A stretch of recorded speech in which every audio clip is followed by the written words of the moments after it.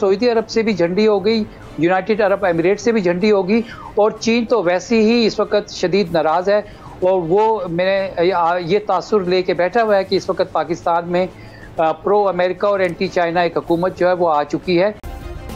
Subscribe करें और bell दबाएं ताकि कोई खबर रह न जाए।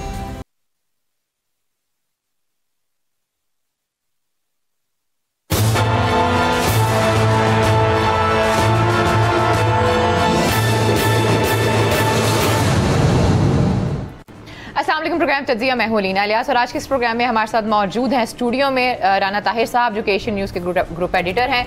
इसके साथ साथ हमारे सीनियर रिपोर्टर और एनालिस्ट जो कि नून लीग की बीट को कवर करते हैं, सदीक साजिद साहब भी हमारे साथ मौजूद हैं और एक और हमारे साथ सीनियर एनालिस्ट मौजूद हैं फखरुर रहमान साहब। आप सब लोग जानते हैं उन्हें।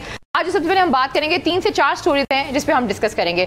सबसे पहले जो अभी खबर आ रही थी वो ये आ रही थी कि हो सकता है कि पेट्रोल और डीजल पे जो है वो सब्सिडी जो है वो खत्म हो जाए। अगर पेट्रोल और डीजल में सब्सिडी खत्म होती है, ऑलरेडी महंगाई है, मजीद महंगाई हो जाएगी। लेकिन हुकूमत में आने से पहले नून लीग बल्कि पूरी जो अपोजिशन है वो यही बात करती थी कि हम आएंगे और महंगाई को काबू करेंगे। लेकिन बात वही है कि महंगाई को काबू करना इतना आसान नहीं है। IMF के साथ आपका मुआहदा है और IMF ये कह रहा है कि आपने पेट्रोल और डीजल पे सब्सिडी को जो है वो खत्म करना है। इसके साथ एक और भी खबर मशरूत है, वो ये है कि खबरें इस हवाले से आ रही हैं कि चीन, UAE और सऊदी अरब की तरफ से जो माली मुआवनत हो रही थी वो ताखीर का शिकार है। आखिर वो ताखीर का शिकार क्यों है, क्या वजूहात है? जो मौजूदा सेटअप है उस पर ट्रस्ट नहीं है इन ममालिक को, इस हवाले से बात करेंगे। इसके अलावा जो खबरें आ रही हैं नून लीग के अंदर से आ रही हैं वो ये आ रही हैं कि सुनने में ये आया है कि शहबाज शरीफ साहब जो कि हमारे वज़ीर आज़म हैं और मरियम नवाज साहिबा की आपस में कोई लड़ाई हुई है।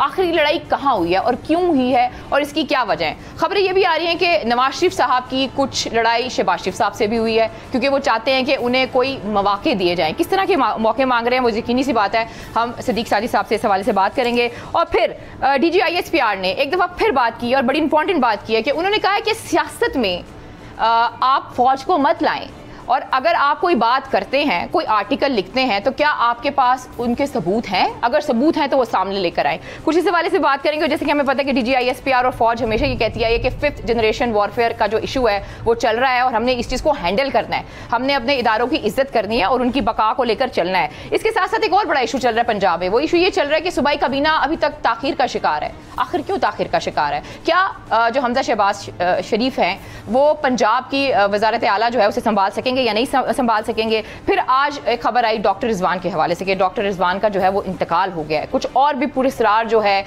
वो खबरें जो हैं वो सोशल मीडिया पे सर्कुलेट हो रही हैं। इन सारी स्टोरीज को आज हम शामिल करेंगे। लेकिन सबसे पहले मैं आगाज़ करूंगी, फ़खर अगर आप मुझे इजाज़त दें तो राना साहब आप भी और सदीक साहब आप भी मुझे ये बताएं, ये जो बात की जा रही है IMF के हवाले से कि पेट्रोल और डीजल पे हो सकता है कि सब्सिडी ख़त्म कर दी जाए। अगर सब्सिडी ख़त्म होगी, हमें अंदाज़ा है कि ऑलरेडी जो है वो महंगाई बहुत ज़्यादा हो गई है। लेकिन इसके साथ जो बड़ी अहम खबर है वो ये है कि UAE, सऊदी अरब और चीन की तरफ से जो माली मुआवनत होनी थी वो ताखीर का शिकार है। क्या वजह देखते हैं आप?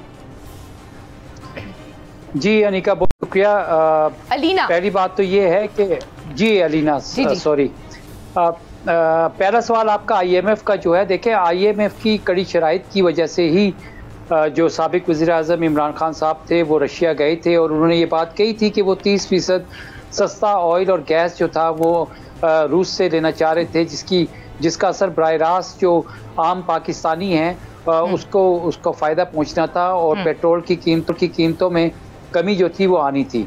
तो अब ये जो नई हुकूमत आई है ये IMF की उन शराइत को तस्लीम कर रही है। पहले ये तनकीद कर रही थी, यहीं पर जो नई हुकूमत है इसकी मुनाफकत जो है वो सामने आ जाती है कि इनको सिर्फ ये इक़्तिदार चाहिए था और जब ये इक़्तिदार में आ गए तो अब ये वही काम कर रहे हैं। ना सिर्फ ये बल्कि आपने देखा कि स्टॉक एक्सचेंज जो है वो क्रैश होने जा रही है और इसी तरह से डॉलर के अगेंस्ट रुपए की जो वैल्यू है वो भी गिरती जा रही है दिन ब दिन।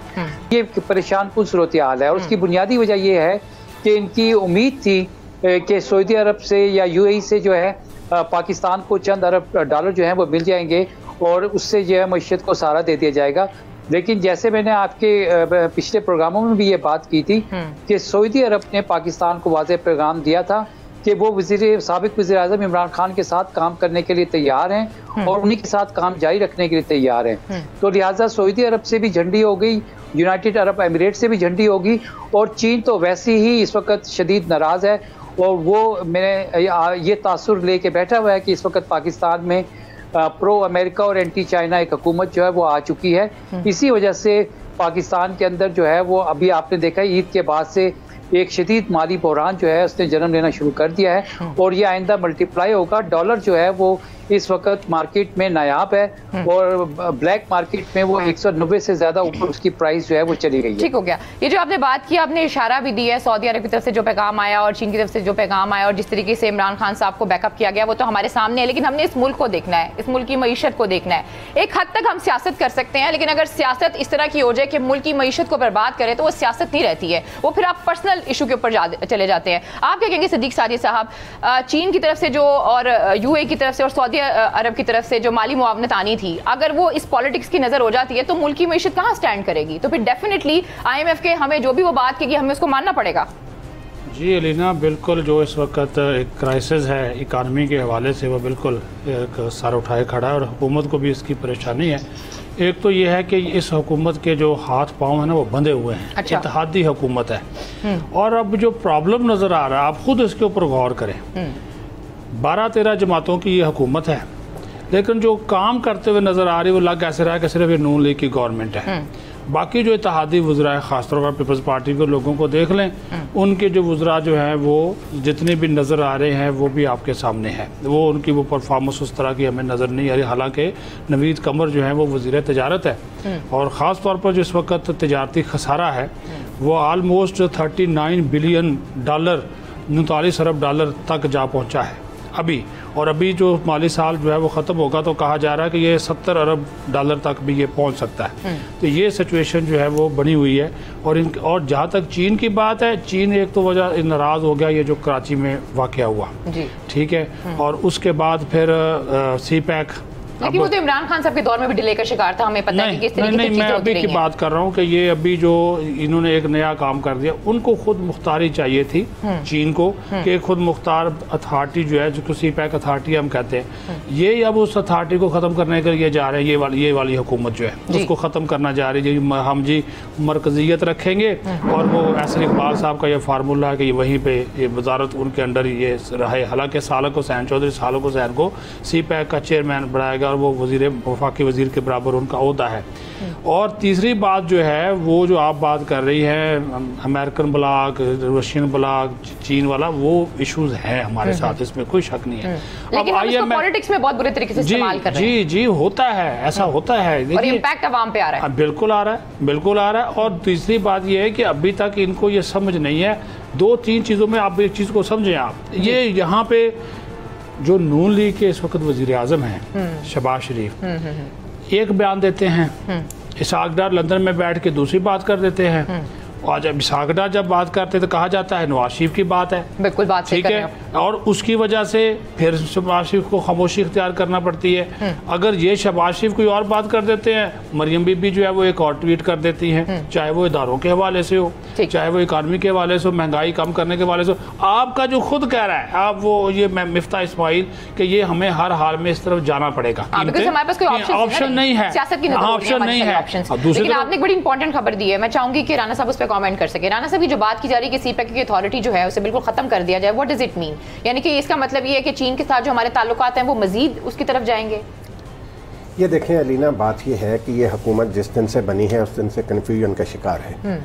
ये फैसले करने के हवाले से इनको समझ ही नहीं आ रही कि हमने मुल्क को लेकर आगे कैसे बढ़ना है। ठीक, जो बात आपने की वो बहरहाल अपनी जगह बहुत इम्पॉर्टेंट है कि मुल्क जो है वो सियासी जमातों से ऊपर होता है। मुल्क है तो सारा कुछ है, और मुल्की मईशत जो है वो उसका मुस्तहकम होना बहुत ज़रूरी है।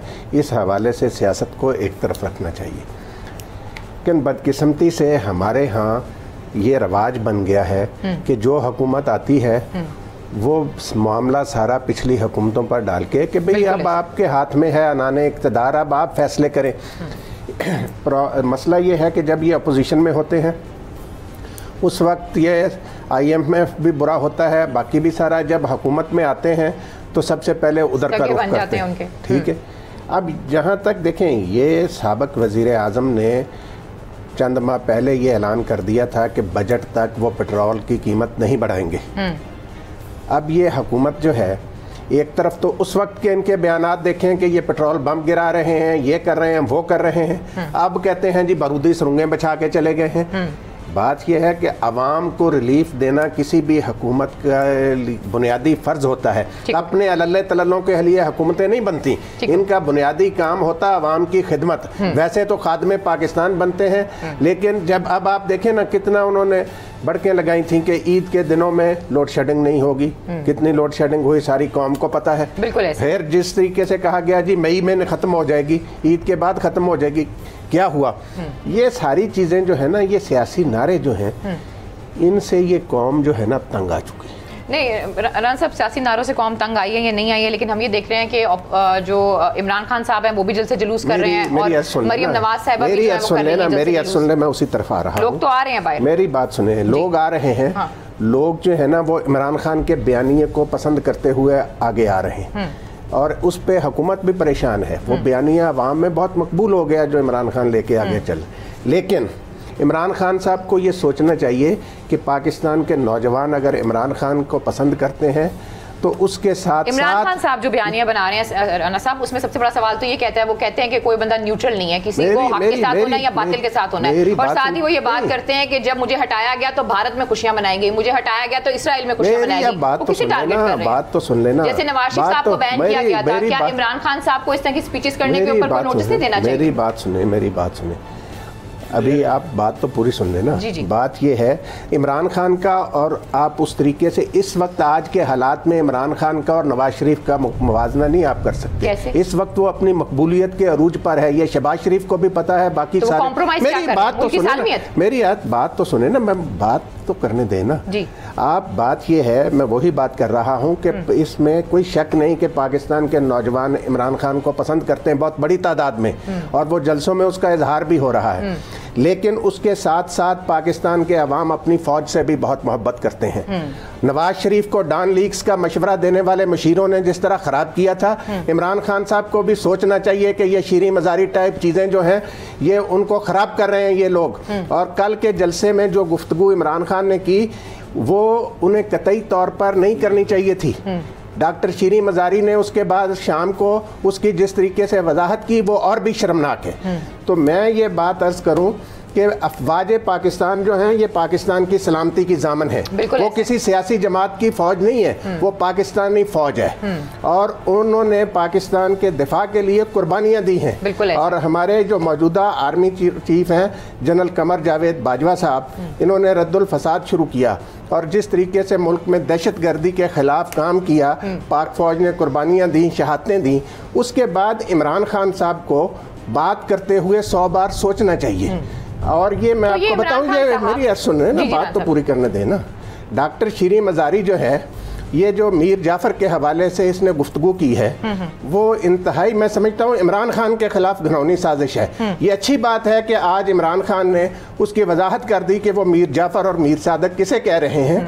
उन्होंने इनकी तरफ हुक्मरानों की तरफ इशारा किया, लेकिन जो बात शीरी मजारी ने कही उसके बाद उसको इमरान खान साहब को चाहिए कि शीरी मजारी जो है उसका नोटिस ले। ये अवाम इनके जलसों में, मैं आपको बताऊं, इनके जलसों में आना छोड़ देंगे। नवाज शरीफ के, अगर ये अपने आप को नवाज शरीफ और मरियम नवाज की साथ में शामिल करेंगे इमरान खान, तो फिर इमरान खान साहब की एक उम्र है, ठीक है, वो बड़े एग्जैक्टली इस चीज के ऊपर तो राणा साहब देखे कोई दो राय नहीं। हमें उनकी बात, वो कब से कह रहे हैं, क्या पहले ये सियासतदान कहते थे कि फौज न्यूट्रल हो जाए, यही कहते थे, हुक्मरान भी कहते थे, अपोजिशन वाले भी कहते थे। अब अगर वो न्यूट्रल होते हैं तो कहते जी वो क्यों होते हैं, और बातिल की बात करते हैं। ना वो ये अच्छा, अब ये उसको आप जानवर से तशबीह देते हैं, और ये गलत बात है। इमरान खान साहब इतने भी भोले नहीं है, अगर चलो मशीर हैं भी। अब ये देखें सिराजुल दौला की मिसाल देना और उसको लाकर सिपा सलार के साथ जोड़ना, वो राणा साहब वो जो है वो सिपा सलार कौन है, वो आपकी फौज का जो है वो सरबराह है। आज उन्होंने भी ये बात कही है, शहबाज शरीफ ने पार्लियामानी पार्टी के इजलास में भी बोला और कौमी असम्बली के इजलास में बोला। उन्होंने कहा कि इस तरह की जो गुफ्तगू नहीं होनी चाहिए। फिर एक करारदाद मजम्मत भी पास की गई है, नवाज शरीफ और मरीम का नाम चले वो करें या ना करें, मैं तो इस वक्त मौजूदा सूरत हाल की बात कर रहा हूँ। तारिक फातमी साहब को डालना चाहिए जो आजकल बड़े करीब है उनके। देखें बात ये है कि आप अपने मकासद, सियासी और जाती मकासद के लिए कौमी रियासती इदारों को बिल्कुल ना लाएं, बिल्कुल ना लाएं, बिल्कुल। हाँ, यही सवाल आप ही का सवाल मैं आगे लेके जाऊंगी। फखर साहब, ये जो बात करें राना साहब और सिद्दीक साजिद साहब कि देखें, जब मरियम नवाज साहिबा आकर बात करती थी इदारों के खिलाफ, तब भी मैं ये बात करती थी कि इस मुल्क का एक आइन है, एक कानून है और इनके खिलाफ जो है वो प्रॉपर तरीके से कार्रवाई होनी चाहिए। आज भी अगर इमरान खान साहब भी के खिलाफ बात करते हैं, आशिफ साहब को बैन कर सकते हैं, मरियम नवाज की चलती हुई स्पीच को बंद कर सकते हैं, तो इमरान खान साहब को इतनी कवरेज क्यों दी जा रही है? आपको नहीं लगता कि इदारों का एक तखश्शुस है, उनका एक किरदार है, उनका एक रोल है, और आप इस तरह के बयान जो दे रहे हैं, जो बयानियां बना रहे हैं, उससे आप बेसिकली मुल्क को इंतशार की तरफ लेके जा रहे हैं? देखिए, जो इमरान खान की कल की स्पीच थी एबटाबाद में और जिस तरह से उन्होंने जिक्र किया, तो वो मेरे ख्याल में बुनियादी तौर पर जो मुल्क से जो लोग वफादार हैं और जिन्होंने अमेरिका के साथ मिल के साजिश की है और हुकूमत को गिराने में अपना किरदार अदा किया है, वो उनकी तरफ इशारा कर रहे थे और आज उन्होंने उसकी वजाहत भी की है। लेकिन कल जिस तरह से फ़ौज के तर्जुमान की तरफ से बयान आया था और ये बड़े वाज़े तौर पर कहा गया था कि फ़ौज को सियासत में मत घसीटें, आज कौमी असम्बली में जो वज़ीर आज़म शहबाज शरीफ साहब हैं, उन्होंने उसका तस्करा करके और उसको एक नई तशरीह दे के मज़ीद मामलात को उलझाने की कोशिश की है। और इस वक्त जिस तरह से राना सनाउल्लाह जो कि वज़ीर दाखिला हैं, उनकी तरफ से जो बयानात सामने आ रहे हैं, और इसी तरह से जो मलिक अहमद है, उन्होंने कहा कि इमरान खान को नकेल डालने की ज़रूरत है आज लाहौर में प्रेस कॉन्फ्रेंस करते हुए, तो वो मुझे ये ऐसा लग रहा है कि वो ये चाहते हैं कि इमरान खान को जो फौज का इदारा है उसके साथ लड़ा दिया जाए और हम बैठ के तमाशा देखें। यही काम ये जब पीडीएम के फोरम से कर रहे थे, उस वक्त जो था उसको नहीं रोका गया था। तो मुझे इस तरह की सूरत हाल नजर आ रही है और इसको बाकायदा कूल डाउन करने की जरूरत है। और सबसे बेहतरीन तरीका ये है कि जो सुप्रीम कोर्ट ऑफ पाकिस्तान जो है, उसके ऊपर बड़ी जिम्मेदारी बनती है कि वो अपना एक अहम आईनी रोल प्ले करे और जिस तरह से इलेक्शंस का मुतालबा किया जा रहा है, मामलात को उस तरफ ले जाने की अशद ज़रूरत है, इससे पहले कि मुल्क के अंदर जो है ना अफरा तफरी और खाना जंगी का माहौल बने। तो उसके लिए क्या होगा, क्या उसके लिए क्या तरीकाकार क्या इख्तियार करेंगे आप? अदम एतमाद लाएं, अदम एतमाद लाएं, या शहबाज शरीफ इस्तीफा दे, या प्रेसिडेंट कहे उसको कि एतमाद का वोट ले, इसके अलावा और चौथा तरीका कौन है? सुप्रीम कोर्ट कैसे कहेगी? सिद्दीक साजिद साहब, बात ये है कि सियासत जो है ना, वो जिस तरीके से ये सियासतदान मर्जी करें, हम इनको मशवरा नहीं देते कि भाई आप सियासत ऐसे करें। सर, मैं तो कानूनी पहलू की बात कर रहा हूँ कि सियासत जो है वो ये जिस तरीके से मर्जी करें, लेकिन इदारों को वो नवाज शरीफ घसीटे वो भी काबिल मजम्मत है, इदारों को मरियम नवाज घसीटे वो भी काबिल मजम्मत है, इमरान खान घसीटे वो भी काबिल मजम्मत है। मसला ये है कि होना तो ये चाहिए कि अभी आज वजीर आजम साहब ने जो वजीर आजम ने इनडायरेक्टली उन्होंने भी हमारे इदारों के हवाले से गुफ्तगू की कि जी उन्होंने किसी पाकिस्तान की फौज ने पिछले 75 सालों में हर बहरान में कौम का साथ दिया। कोई कुदरती आफत आई, पाक फौज आगे, जलजला आया, पाक फौज आगे, सैलाब आया, पाक फौज आया। तो इन शर्म नहीं आनी चाहिए इन सियासतदानों को पाक फौज के खिलाफ जहर उगलते हुए, वो कोई भी उगले। मैंने जो बात की है ना, ये देखें, ये मुशीर जो होते हैं ना अपना सिद्दीक साजिद साहब, ये बंदे को, बड़े बड़े बंदों को इन्होंने ख़राब किया है। और ये नवाज शरीफ साहब जो है, ये जब तक इन मशीरों के हत्थे नहीं चढ़े थे वो इस तरह के नहीं थे जो डान लीक्स में हुआ। और ये डॉक्टर शीनी मजारी जैसे जो लोग हैं, अगर इमरान खान इनसे नहीं बचेंगे मेरे ख्याल में तो ये इनके लिए भी नुकसानदेह होगा। सिद्दीक साहब एक और भी बात कर रहे थे कि शायद इमरान खान साहब को बैन, मेरे ख्याल में मैंने सवाल किया था जिस तरह नवाज शरीफ साहब को है, उस वो कंसिडर ये कर रहे हैं। आज एक पैमरा ने हुक्मनामा भी जारी कर दिया है कि अफवाज पाकिस्तान, अदलिया और कौमी रियासती इदारों के खिलाफ जो है वो प्रोग्राम्स जो हैं वो नहीं ऑन एयर होंगे। और उसके लिए उन्होंने एक मैकेनिज्म भी बना दिया, डिले वाला भी वो जो एक होता है वो मैकेनिज्म, वो भी उन्होंने कहा। और ये भी कह रहे हैं कि आज क्योंकि ये अब एक मुकदमा भी अब ये सोच विचार कर रहे हैं, लेकिन ये मुकदमा तैयार करने की बजाय ये जो राणा साहब बात कर रहे हैं ना कि फिर ये सब के लिए असूल जो है वो बराबर होना चाहिए, क्योंकि अब ये केस भी इख्तियार कर रहे हैं, इसके ऊपर भी कंसिडरेशन इसी के ऊपर ये जो उन्होंने कल एबटाबाद में बात की कि लीगल एक्शन लिया जाए। एक और ट्विस्ट है इस पूरी स्टोरी में, ये जो सारी स्टोरी शुरू हुई उस खत से शुरू हुई, उस साइफर से शुरू हुई, ठीक हो गया। उस वक्त की जो ऑपोजिशन थी वो ये कहती थी इमरान खान साहब झूठ बोलते हैं, लेकिन अब के जो वजीर आजम है वो कहते हैं कि साजिश हुई है। जरा सुने आज उन्होंने क्या कहा है फ्लोर ऑफ द पार्लियामेंट पे। इमरान खान की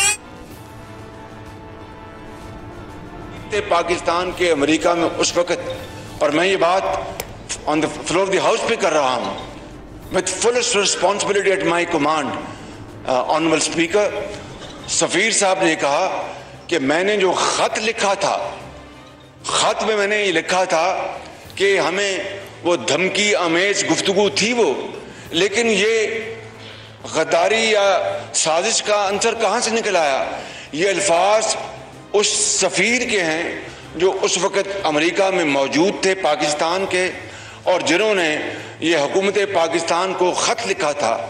ख़त NSC में पढ़ा भी गया, और फिर जब एलामिया जारी हुआ तो उसमें जो आखिरी जुमला हर बात कह देता है कि साजिश का कोई दूर दूर तक कोई ना सबूत है, न कोई निशान है। मुझे जो समझ आया वो यही आया कि जो शहबाज शरीफ साहब हैं वो ये मान बताया था और ख़त में धमकियां दी गई थी। साजिश हो या ना हो, मुदाखलत हो या ना हो, ये दूसरी कहानी जिसको ट्विस्ट किया जाता है, इस पर हम बात करेंगे। लेकिन प्रोग्राम में वक्त तो एक छोटी सी ब्रेक का, जो ब्रेक से वापस आते हैं इस पर मज़ीद भी बात करते हैं। Stay with us.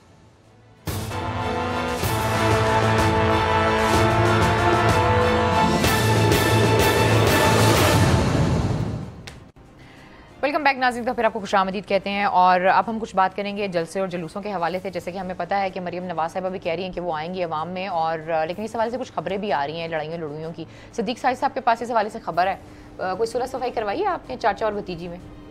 नहीं, ये चाचा भतीजी की लड़ाई नहीं है, ये तो एक जो अवामी जो चल रहा है जलसे जुलूसों का सिलसिला, तो उसमें इनको अभी तक वो पजीराई हासिल नहीं हो रही मरीम नवाज साहिबा को। हालांकि इनकी जो जमात है वो हुकूमत में है, मरकज़ में भी, और तो पंजाब में भी हमजा शहबाज आ गए हैं। देखो जो फतेह जंग वाला जलसा हुआ है उसमें 25,000 कुर्सियाँ लगाई गई थी। 25,000 कुर्सियाँ लगाई गई थी, और 4 बजे का टाइम रखा था, 7 बजे इन्होंने खिताब करना था। मेरे ख्याल में ये सारा खाली था। ये आप देख लेना।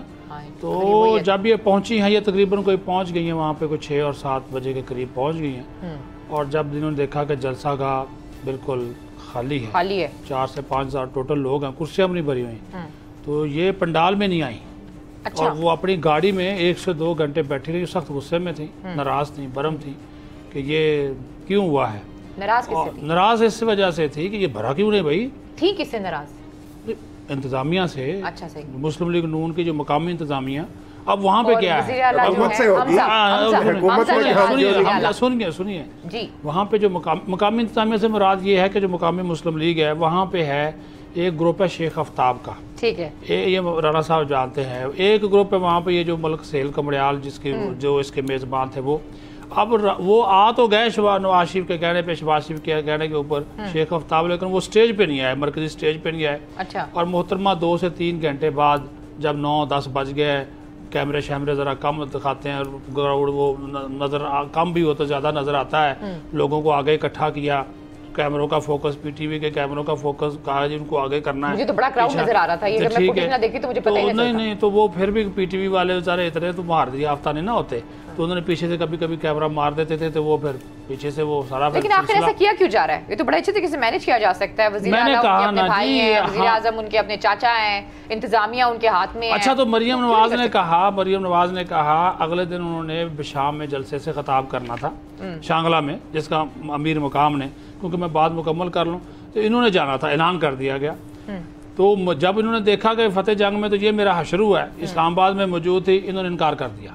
अब अमीर मुकाम को अपनी पड़ गई, जो मेज़बान था उस जलसे का शांगले का, उसने, वो ज़ाहिर वज़ीर आज़म का मुशीर भी है, उसने फ़ोन रब्ता किया शहबाज शरीफ से, उन्होंने कहा कि जनाब वो बीबी तो नहीं आ रही, तो आप तशरीफ लाएं वरना मेरी तो सुबकी हो जाएगी। फिर हंगामी तौर पे विदाउट शेड्यूल नहीं था शहबाज शरीफ का जाने का। अच्छा। मरियम ने जाना था, जो शेड्यूल जारी हुए ना जलसों के, वो इनके जारी हुए हैं मरियम नवाज के, इन्होंने खिताब, लेकर फिर उनको जाना पड़ा। यही इशूज़ है ना जी। मरियम वाज नॉट देयर ना, वो गई नहीं ना, वो गए। अब 11 को जलसा है, इन्होंने रखा हुआ है सवाबी में, मरियम नवाज का जलसा है। अब उन्होंने ये कहा है लाजमी कि मैं तब जलसे से खिताब करूंगी जब ये जलसा जगह जो है वो भरी हुई होगी। और इस तरह में अब खैबर पख्तूनख्वा में किसकी हुकूमत है? तहरीक इंसाफ की, और साबिक स्पीकर असद कैसर का हल्का है। अब वहाँ पे बड़ा इम्तहान होगा इनके लिए कि वहाँ पे ये क्राउड को जो है वो लेकर आए। तो ये इख्तलाफ चल रहे हैं। और दूसरी बात जो है, जो मैं कहने वाला हूँ, वो है पंजाब के हवाले से। काबीना। हाँ, उसमें बहुत सी चीजें मरियम बीबी जो है वो अपने कंट्रोल में करना चाहती हैं। अच्छा, ठीक है, और बहुत से वजीर वो बनाना चाहती हैं, जो कि आपका अगला सवाल वही होना कि काबीना क्यों नहीं बन रही। बिल्कुल ऐसे दो इश्यूज है। पीपल्स पार्टी के साथ भी मामला चल रहा है, वो अपनी मर्जी की वजारतें मांग रही हैं। मरियम बीबी ने भी एक लिस्ट दी हुई है, एक लिस्ट लंदन से भी आई हुई है, एक लिस्ट शहबाज शरीफ की भी है। और इस वक्त अगर आप गौर से देखें, कल शहबाज शरीफ गए हैं लाहौर, ठीक है, परसों भी लाहौर में थे, आपको किसी भी जगह पे हमजा शहबाज उनके साथ नजर आए? ये सीएम बेशक उनके बेटे हों, लेकिन सीएम उनके साथ नहीं थे। वो सारे यानी कि ये वही काम हो रहा है कि इमरान खान वजीर आजम थे और बुजदार साहब वजीर आला थे, लेकिन फैसले सारे इमरान खान साहब करते थे। यही काम शहबाज शरीफ साहब कर रहे हैं अपने बेटे। अब बेटा बाप के आपके क्या बोले, ये चीजें भी चल रही हैं। अब आज भी ये मीटिंग होनी थी पीपल्स पार्टी के साथ। वो अपनी पसंद की उनके 10 लोग हैं, वो 10 के 10 के लिए कह रहे हैं जी हमें ओहदे के ओहदे दें।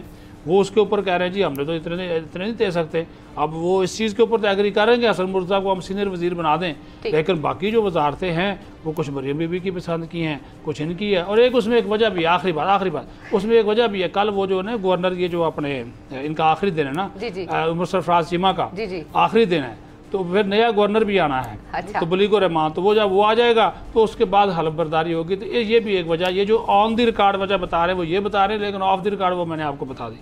अच्छा, अब मैं आऊंगी फखर साहब आपकी तरफ। काफी देर से आप खामोश हैं, आपने सुन लिया है सिद्दीक साजिद साहब को। मुझे जो समझ आई है वो मुझे ये समझ आई है कि इस वक्त जो पंजाब को चला रहे हैं वो शहबाज शरीफ साहब चला रहे हैं और हमजा जो है वो साइड पर हैं। और अगर विफाक की बात की जाए तो वहाँ पे जो बहुत ज़्यादा फैसले लेने हैं वज़ीर आज़म साहब ने, वो उनसे फैसले लिए नहीं जा रहे, क्योंकि कहीं ना कहीं से मरियम साहिबा आ जाती हैं, फिर कहीं ना कहीं से नवाज शरीफ साहब आ जाते हैं, फिर अभी जो जलसे जुलूस वगैरह किए जा रहे हैं।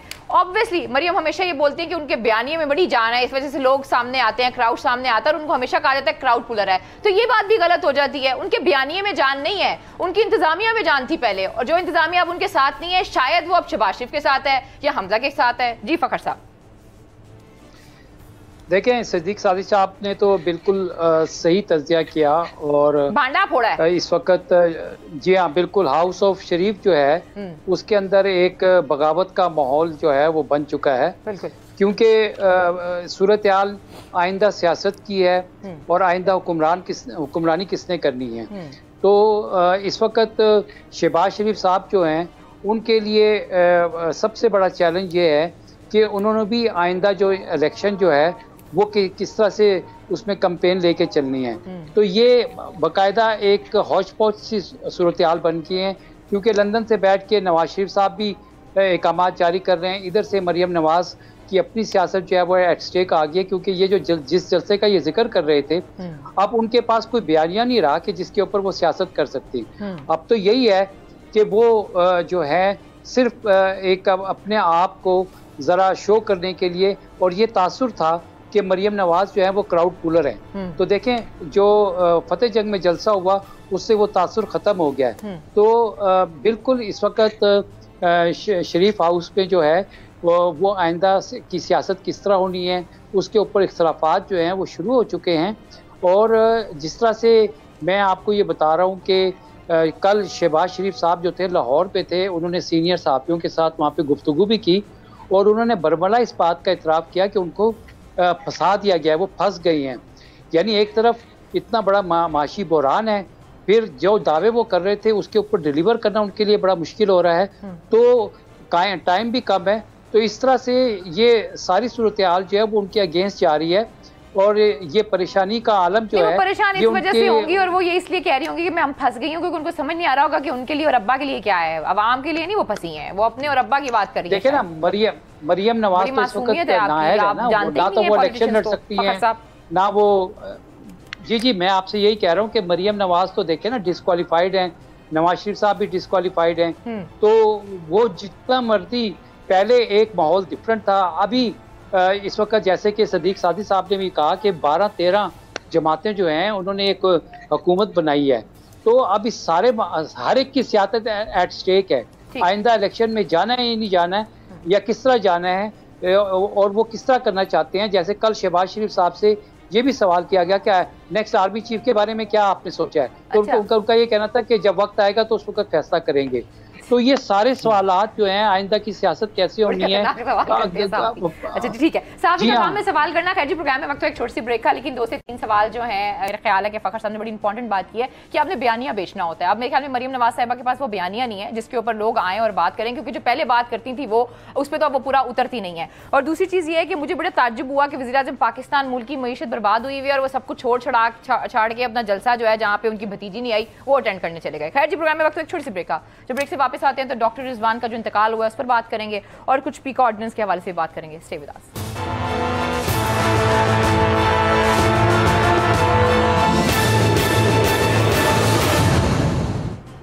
वेलकम बैक नाज़रीन, फिर आपको खुशामदीद कहते हैं। ब्रेक पे जाने से पहले बात हो रही थी नून लीग की अंदरूनी सियासत की, और खबरें तो राना साहब इस हवाले से भी आ रही थी कि शायद नवाज शरीफ साहब भी बड़े परेशान हैं और जो उनसे वादे किए गए थे, जो उनको मौके दिए जाने थे, वो भी नहीं मिल रहे उनको सही तरीके से।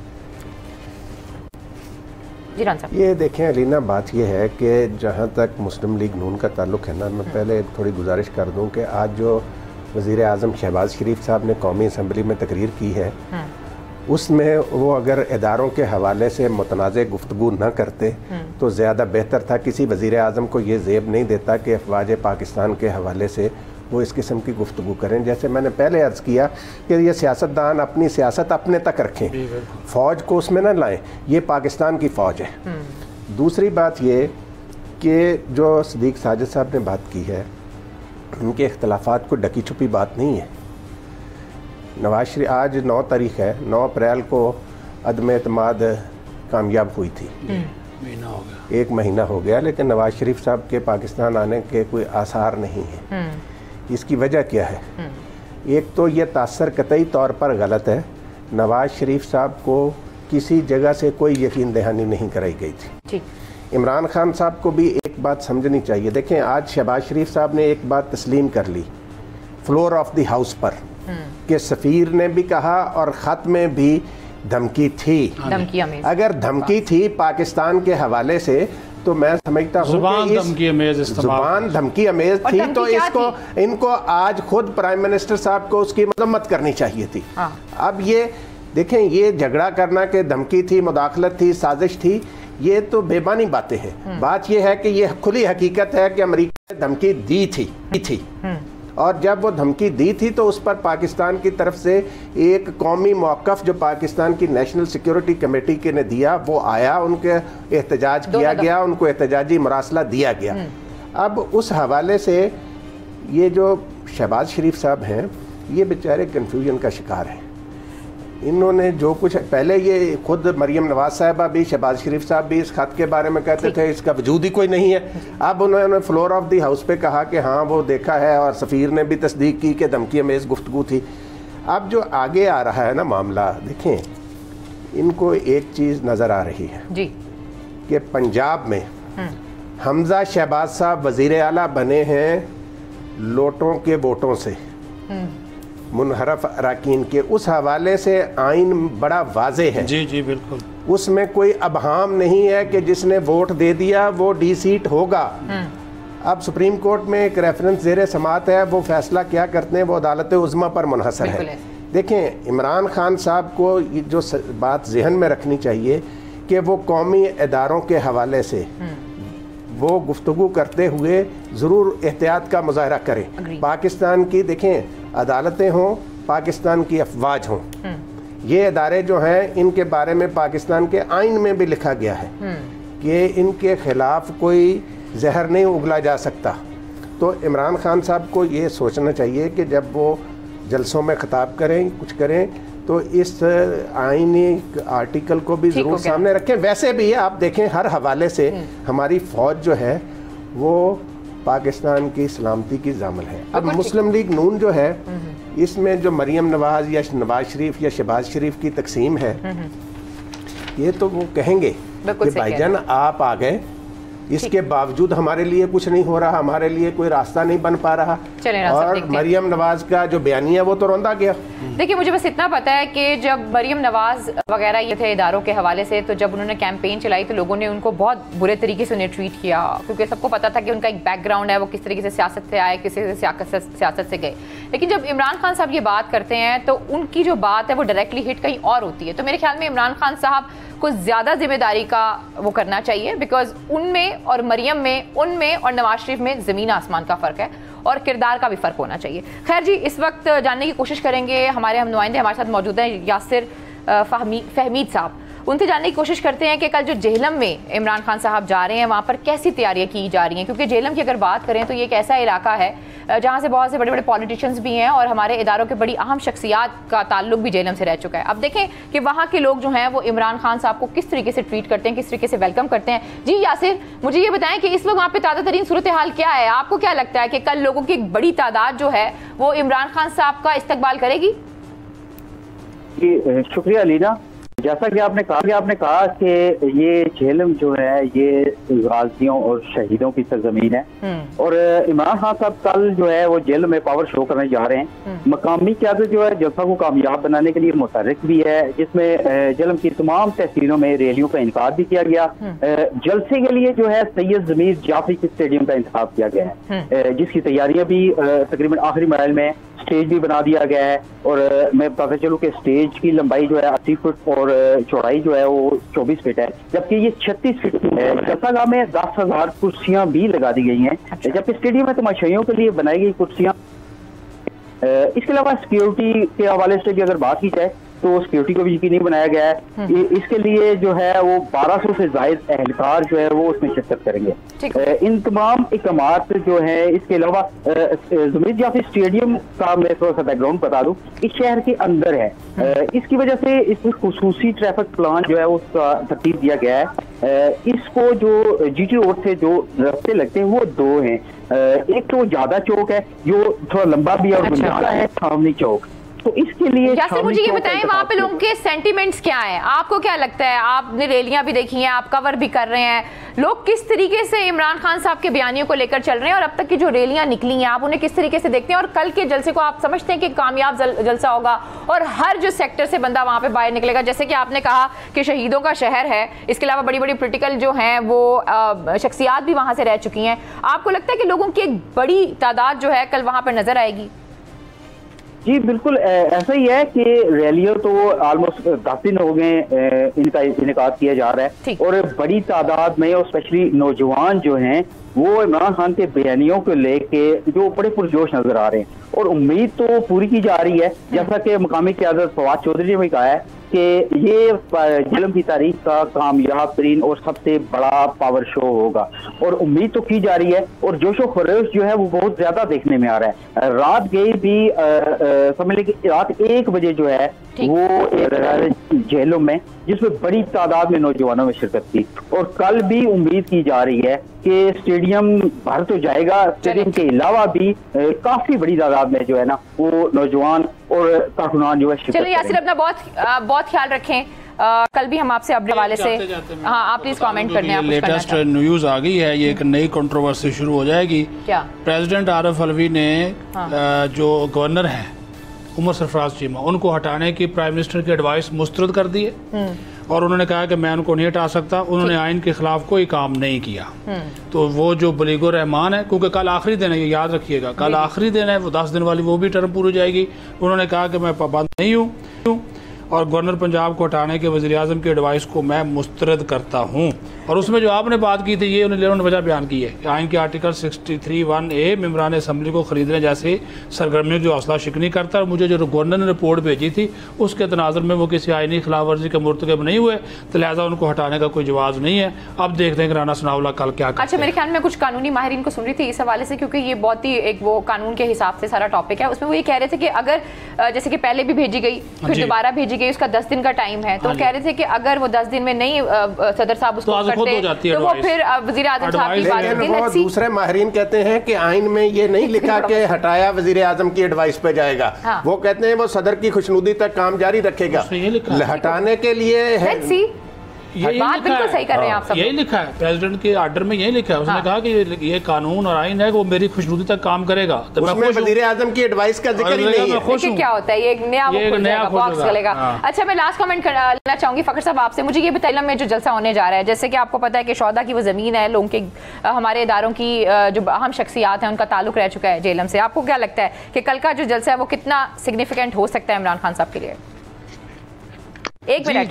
जलसा तो भरपूर तरीके से होगा, जो उन्होंने जलसे इससे पहले भी किए हैं। लेकिन जो आज इमरान खान साहब की तरफ से बयान आया था ये मीर जाफर के कंटेक्स्ट में वज़ीर आज़म का, तो उनका कहना यह था कि कल वो जलसे में इसका जवाब देंगे। तो अब देखते हैं कि कल इमरान खान साहब जलसे में इसका क्या जवाब देते हैं। लेकिन मैं आपको एक बात आखिरी ये बताता चलूं कि पाकिस्तान के अंदर जो सियासी माहौल है वो एक डिसाइसिव फेज में दाखिल होने जा रहा है, और इसको जितने बहुत बहुत शुक्रिया से अगर हल कर लिया गया तो प्रोग्राम का वक्त जो है वो ऑलमोस्ट खत्म। ये जा रहा है कि 10 या 12 से पहले बहुत सी एक्टिविटीज जो हैं वो हो सकती हैं। खैर जी, आज के प्रोग्राम से मुझे इजाजत दीजिए। अपना बहुत ख्याल रखें। अल्लाह के बाद